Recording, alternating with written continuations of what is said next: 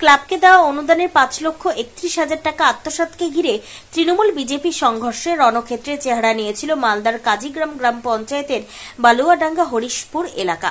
আক্রান্ত হয়েছিল 10 জন তৃণমূল কর্মী। এই ঘটনায় স্থানীয় শিবশক্তি ক্লাবের সম্পাদক বুবাই প্রামাণিক সহ বেশ কয়েকজনের নামে লিখিত অভিযোগ দায়ের করা হয়েছিল ইংরেজবাজার থানায়। অভিযুক্তরা এলাকায় বিজেপি কর্মী বলে পরিচিত দাবি করেছিল আক্রান্ত তৃণমূল কর্মী। লিখিত অভিযোগে 24 ঘন্টার মধ্যে মূল অভিযুক্ত তথা বিজেপি কর্মী বুবাই প্রামাণিককে গ্রেপ্তার করল ইংরেজবাজার থানার পুলিশ। গতকাল রাত্রে অভিযান চালিয়ে ওই এলাকা থেকেই তাকে গ্রেপ্তার করা হয়। শনিবার তাকে মালদা জেলা আদালতে পেশ করা হয়। যদিও আদালতে যাবার মুখে ধৃত বুবাই প্রামাণিক নিজেকে তৃণমূল কর্মী বলে দাবি করে সে।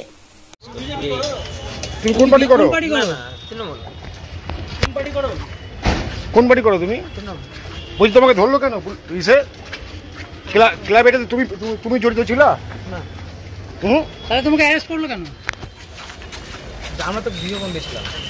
কোথায় ঝামেলাটা কি নিয়ে হয়েছিল?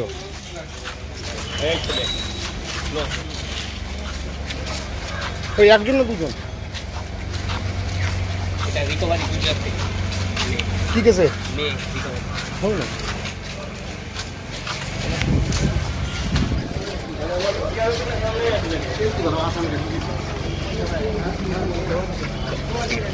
হ্যাঁ, কোর্টে চলে আসতে হবে।